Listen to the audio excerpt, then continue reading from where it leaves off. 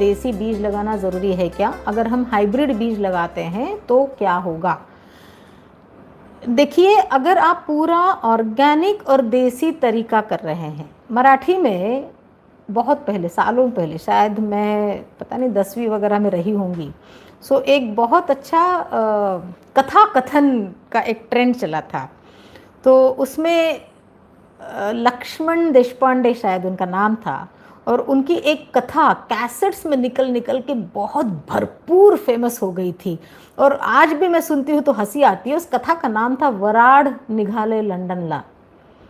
वराड माने बारात, बिल्कुल। वराड एक जो महाराष्ट्र में एक एरिया है, और उस गांव के लोग लंदन की बहू को किस तरह से अपने घर में शादी होती है और किस तरह से वेलकम करते हैं, बहुत ही कॉमेडी स्टोरी है। वो कैसेट्स हुआ करती थी तब, ऑडियो कैसेट्स हुआ करती थी।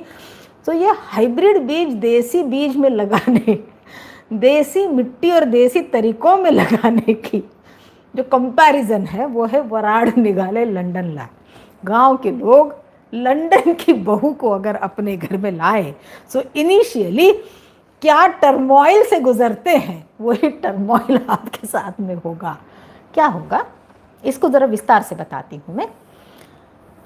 देसी बीज अपने गांव का बच्चा है। गांव की हवा खाके, जैसे महाराष्ट्र के गांव का बच्चा महाराष्ट्र गांव में एकदम स्मार्ट, स्ट्रीट स्मार्ट, हट्टा कट्टा, पूरी इम्यूनिटी से भरपूर, किंतु वो बच्चा अगर यूपी में आएगा तो एक टर्मोइल से गुजरेगा। यूपी के गांव का बच्चा बिल्कुल हट्टा कट्टा, तमिलनाडु के गांव का बच्चा बिल्कुल गांव का बच्चा, क्रीक का पानी पी के, झरने का पानी पी के, पेड़ पे चढ़ के, फल खा के, घर में आके डकार मार के माँ आज मुझे भूख नहीं है बोलने वाला बच्चा होता है। वो लोकल इकोलॉजी के साथ में अपनी पूरी सेहत और अपना इम्यून सिस्टम डेवलप किया हुआ बच्चा होता है।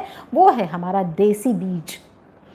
देसी बीज, वही गांव का बच्चा अपने उस गांव के हवा, पानी और मिट्टी के साथ इतना सुंदर और इतना सेहतमंद जीवन बिताता है। वही कहानी है देसी बीज और ऑर्गेनिक तरीकों की। हाइब्रिड बीजों में, हाइब्रिड बीज शहर का बच्चा है, जिसको एसी की हवा में घर में बैठ के, बेटा तू पढ़, माँ अपना दूध ला कर दे रही है, बेटे की एग्ज़ाम है, माँ और बाप पिताजी उठ के उसके रात के 3 बजे उसको जगा रहे, बेटा उठ जा पढ़ ले, बेटा उठ जा पढ़ ले। फिर उसको बिल्कुल कॉफ़ी भी दे रहे हैं, चाय भी दे रहे हैं, जूस भी बना के दे रहे हैं। हाइब्रिड बीज ये तभी परफॉर्म कर पाता है जब उसको इतना पूरा तामझाम है, क्योंकि हाइब्रिड बीज लैबोरेटरी में बना हुआ है। हाइब्रिड बीज ये जनरली जो आपको मार्केट में मिलता है, हाइब्रिड बीज कैसे बनता है, कुदरत में भी हाइब्रिड बीज बनता है, ऐसा नहीं है कि कुदरत में हाइब्रिड बीज नहीं बनता है, किसी और दिन उसके ऊपर चर्चा करेंगे। किंतु जो हमको हाइब्रिड बीजों के नाम पर खाने के बीज अच्छे पैकेटेड लेबल्ड मिलते हैं, वो इंसानों के इंडस्ट्री में बनते हैं। एक हाइब्रिड बीजों की एक इंडस्ट्री है, उनको लैबोरेटरी में बनाया जाता है, खास कंडीशन के साथ बनाया हुआ जाता है। और हाइब्रिडाइजेशन मैंने शायद और भी मेरे 2-3 एपिसोड्स में आपसे बात किया था। 2 अलग अलग पेरेंट्स को लेके बनाया जाता है। एक पेरेंट ऐसा चूज़ किया जाता है जो आपकी नेटिव लोकल वैरायटी हो, और दूसरा एक पेरेंट ऐसे चूज़ किया जाता है जिसकी कोई स्पेशलिटी हो। आपको उदाहरण के तौर पे मैं बता दूं, लौकी का हाइब्रिड बीज, एक पेरेंट उसका उस बीज का ऐसे चूज किया जाता है कि जिसको कोई कीड़ा खा नहीं सकता, जिसको कोई बहुत अच्छे से भरभरा कि वो अपना ज़मीन से खाना लेगा और अपनी बेल का ग्रोथ बहुत अच्छा करेगा, किंतु उसमें जो लौकियाँ लगेगी छोटी टेढ़ी मेढ़ी, बहुत अच्छे कलर की नहीं होंगी, सफ़ेद सफ़ेद कलर की होंगी। तो वैसा एक पेरेंट लिया जाता है। दूसरा पेरेंट जिसकी बिल्कुल सुंदर सी लंबी हरे रंग की लौकी लगती होगी और एक यूनिफॉर्म साइज़ की होगी, बहुत ही ग्रेजुअल उसकी थिकनेस होगी, ऐसा दूसरा पेरेंट चूज़ किया जाता है। इन दोनों के क्रॉस फर्टिलाइजेशन से वो एक हाइब्रिड बीज बनकर, इंडस्ट्री में बनकर आपके पास में आता है। उस हाइब्रिड बीज के ग्रो करने के कुछ अपने तरीके होते हैं। उस तरीकों के साथ में अगर वो वैसा क्लाइमेट आप उसको दे नहीं पाओगे तो वो पेस्ट्स, इंसेक्ट्स, डिसीजेस को बहुत जल्दी न्योता देता है और बहुत जल्दी बीमार होने लगता है। फिर आप क्या करोगे, फिर उसको स्प्रे करो, फिर मैं क्या डालूँ, मेरा पौधा मर रहा है, मेरा ये हो रहा है, मेरा फूल झड़ रहा है, मेरे पत्ते झड़ रहे हैं। ये यात्रा आपकी चालू रहती है। मैं ये नहीं कह रही हूँ कि हाइब्रिड बीज आप देसी तरीकों से ग्रो नहीं कर सकते, किंतु आपका सवाल है क्या करना चाहिए, तो मैं आपको दोनों का नॉलेज दे रही हूँ।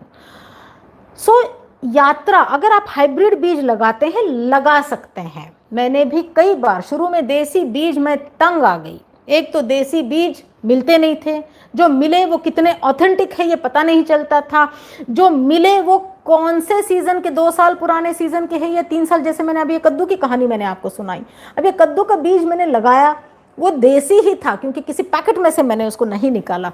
अब वो मुझे याद ही नहीं कि वो 2 साल पुराना था, 3 साल पुराना था, किसी ने बैंगलोर से भेजा था, कहाँ भेजा था मुझे याद ही नहीं है। उसमें एक सीज़न खराब हो जाता था। तो फिर मैंने क्या किया, मैंने जो भी सब्जी मुझे उगानी थी, अगर उसका हाइब्रिड बीज मिलता है तो हाइब्रिड बीज लेकर मैंने अपनी ऑर्गेनिक मिट्टी में, अमृत मिट्टी में उसको उगाना शुरू किया और उसी के बीज मैं रखती गई। अगर 2021 में मैंने हाइब्रिड बीज लाकर कद्दू या लौकी उगाई, 2022 में उसी के बीज में लगाऊंगी, उसको मैं कहूँगी फर्स्ट जनरेशन। फिर मैं उसके बीज रखूंगी, 2023 में मैं उसके बीज लगाऊंगी, उसको मैं कहूँगी सेकेंड जनरेशन। फिर 2023 वाले में बीज रखूंगी और 2024 में मैं जो उसके बीज लगाऊंगी, उसका जो बीज आएगा वो मेरी मिट्टी में मेरे तरीकों से उगाया हुआ देसी बीज होगा।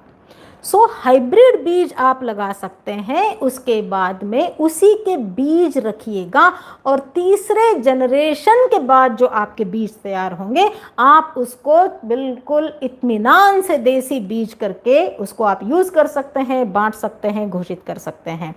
इसलिए बीजों को बांटिएगा।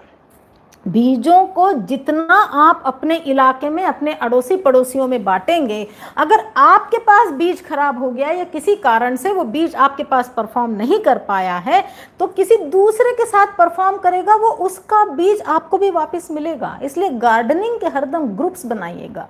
गार्डनिंग ये इकलौती एक्टिविटी नहीं है, इंडिविजुअल एक्टिविटी नहीं है, this is a group activity. बीजों को शेयर कीजिएगा, पौधों को शेयर कीजिएगा, कंपोस्ट को शेयर कीजिएगा, नॉलेज को शेयर कीजिएगा, गार्डनिंग की मीटिंग्स लीजिएगा, ऑनलाइन लीजिएगा, पर्सनल लीजिएगा।